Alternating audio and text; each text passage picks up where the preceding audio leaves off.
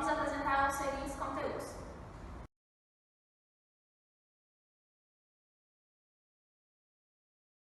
Oi, gente! Agora nós vamos explicar sobre a espermatogênese. Vamos começar por N2. N2 é uma célula germinativa que começa dentro do testículo. A célula germinativa vai fazer a mitose 1 e vai gerar duas células 2N, que ela vai ser diploide. A célula diploide 2N vai gerar mais duas células 2N, que aí já vai começar a meiose. Lembrando, diploide mitose é é a multiplicação e meiose é a divisão. Então aqui nós estamos multiplicando. A partir daqui, ó, nós vamos dividir. 2N vai se tornar só em 1N. E 1N vai se transformar em espermatócito, vai se transformar em espermátide, vai se transformar em espermatozoide. Vamos ver. Primeiro começamos com célula germinativa, depois célula diploide, espermatócito 1, espermatócito 2, espermátide e espermatozoide. Então, a célula germinativa vai fazer a mitose, que vai gerar duas células diploides. Duas células diploides vão fazer a mitose 2 e vão gerar o espermatócito 1. O espermatócito 1 vai fazer a meiose 1, que vai gerar o espermatócito 2, e o espermatócito 2 vai gerar espermátides. Aí, nós vamos falar aqui o processo que traz para o período germinativo, que é a mitose meiose, a mitose 1 e 2, período de crescimento, mitose 2 e meiose 1, e período de maturação, meiose 2 e espermátide. É isso. Eu vou falar um pouco sobre a ovogênese. A ovogênese ou ovogênese é a gametogênese feminina, que consiste na formação de um ovo. A ovogênese realiza a partir de epitélio germinativo com ovários com células diploide, denominadas em ovogônias ou ovologônias. Formação do ovócito 1. Na fase de multiplicação, a ovogônia se divide por mitoses sucessivas e dá origem a numerosas células. Ao contrário da espermatogênese, na ovogênese, todas as células seguem um processo sem conservação da ovogônia. As células restantes da multiplicação sofrem um processo de crescimento e se transformam em ovócitos 1. O ovócito secundário, que é a célula lançada no momento da ovulação, começa a divisão na meiose, mas o processo é inibido na metáfase 2. Caso não ocorra um encontro de espermatozoide com o ovócito secundário, ele degenera aproximadamente um dia após a sua liberação. Tendo a fecundação, a meiose completa-se e é liberado o globo polar ou globo polar 2. Eu vou falar sobre a terceira semana. Ela se resume ao aparecimento da linha primitiva, formação da notocórnea e formação do disco trilaminar. Nela ocorre a formação da linha primitiva, da placa pré-cordal, notocordal e das camadas germinativas. A gastrulação é o processo pelo qual o disco embrionário bilaminar se converte em disco embrionário trilaminar. As camadas germinativas são a ectoderme, mesoderme e endoderme. A ectoderme dá origem à epiderme, ao sistema nervoso central. A mesoderme origina os músculos, os ossos, tecidos conjuntivos e os órgãos reprodutores e excretores. O endoderme, ele origina o revestimento epiteliais das passagens respiratórias e dos tratos gastrointestinais. A formação da linha primitiva se dá no início da terceira semana e ela ocorre na extremidade caudal do embrião.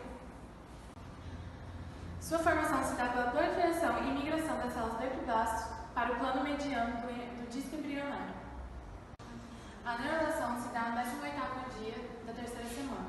É nela que é formada a placa neural e as pregas neurais, e também o fechamento do tubo neural. Nesse momento, o embrião é chamado de neuro. Os somitos são estruturas epiteliais transitórias. Elas se dão próximo ao fim da terceira semana. No interior do mesoderma lateral e cardiogênico se dá a formação de celomas, que darão origem aos celomas intraembrionários. divide o mesoderma em duas partes, o visceral e o parietal. O visceral ele é esplânico e ele reveste o saco uterino. O sistema cardiovascular ocorre na metade da terceira semana e ele é originário do mesoderma paraxial lateral, assim como a crista neural. O nó primitivo forma células mesenquimais que dá origem ao processo notocordial. Sua função é definir o eixo do embrião e também ser base para a formação do esqueleto axial, que formará as vértebras.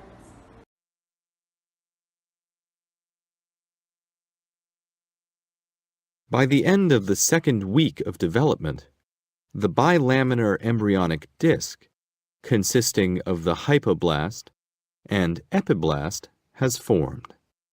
Throughout the third week of development, this bilaminar disc differentiates to establish 3 primary germ layers, in a process known as gastrulation.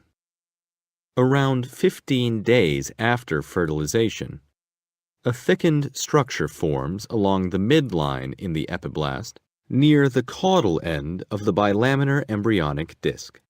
This is called the primitive streak. At this stage, the formation of the primitive streak defines the major body axes of the embryo, including the cranial end towards the head and caudal ends towards the tail, as well as the left and right sides of the embryo. At the cranial end of the embryonic disc, the primitive streak expands to create a primitive node which contains a circular depression, known as a primitive pit. This depression continues along the midline of the epiblast towards the caudal end of the streak, forming a primitive groove. Once formed, cells of the epiblast migrate inwards towards the streak, detach from the epiblast, and slip beneath it into the interior of the embryo. This process is known as invagination. The first cells to invaginate through the primitive groove invade the hypoblast and displace its cells. The hypoblast cells are eventually completely replaced by a new proximal cell layer, which is referred to as the definitive endoderm. By day 16, the majority of the hypoblast has been replaced. The remaining cells of the epiblast are now referred to as the ectoderm and forms the most exterior distal layer.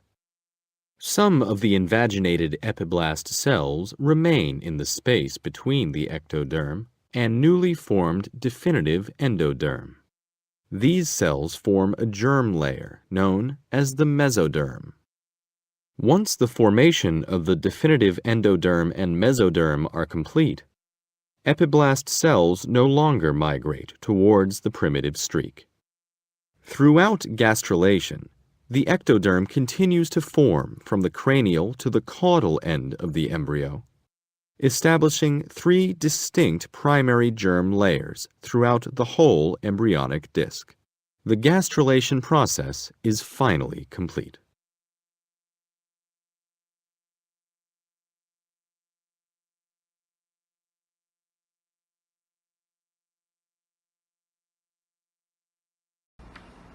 Eu vou falar sobre os anexos embrionários, que são estruturas que se formam a partir dos folhetos embrionários, ectoderme, endoderme e mesoderme.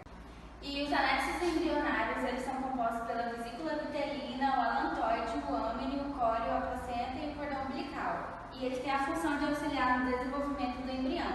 E eu vou falar um pouco sobre cada um deles.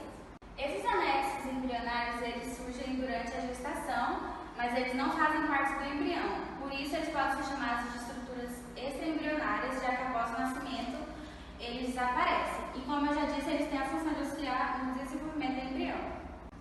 A vesícula vitelina ou saco vitelínico, ele é o primeiro anexo embrionário a ser formado. E ele apresenta um aspecto de bolsa e surge da endoderme. Mas além da endoderme, a mesoderme também faz parte da sua formação, já que a mesoderme envolve a endoderme. Já que a vesícula ela surge da endoderme, que é o folheto embrionário responsável por formar alguns órgãos do sistema digestivo, a vesícula ela está ligada ao intestino do embrião. E dentro da vesícula está o fitelo, que é responsável pelos nutrientes do embrião. Então, basicamente, a vesícula ela tem a função de nutrir o embrião. Esse anexo embrionário é muito importante na nutrição das aves, dos peixes e dos répteis. Mas nos mamíferos, ele já diminuiu sua importância porque a placenta assume essa função.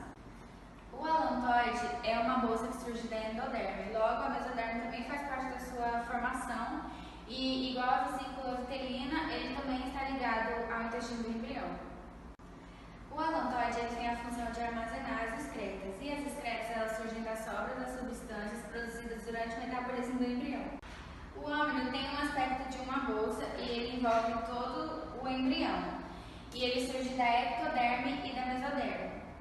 E basicamente ele tem a função de garantir a hidratação e a proteção do embrião. O córeo é o anexo embrionário que se localiza na parte mais externa do embrião. E ele é tipo uma membrana que envolve todos os outros anexos embrionários. Ele surge da ectoderme e da mesoderme. O córeo ele tem a função de promover as trocas gasosas no embrião, ou seja, ele facilita a respiração do embrião. Mas além disso, ele também tem a função de proteger o embrião e no caso dos mamíferos ele forma a placenta.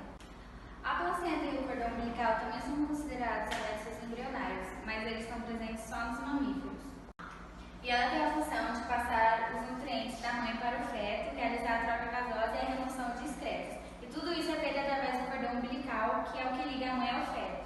Vou falar um pouco sobre a quarta semana. Na quarta semana, as dobras do plano mediano e horizontal, embrião achatado, se transformam em um embrião cilíndrico e em forma de C.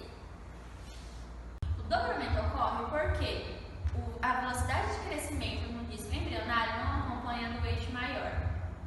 A formação da cabeça, da cauda e das pregas laterais é uma sequência contínua do embrião e do saco uterino.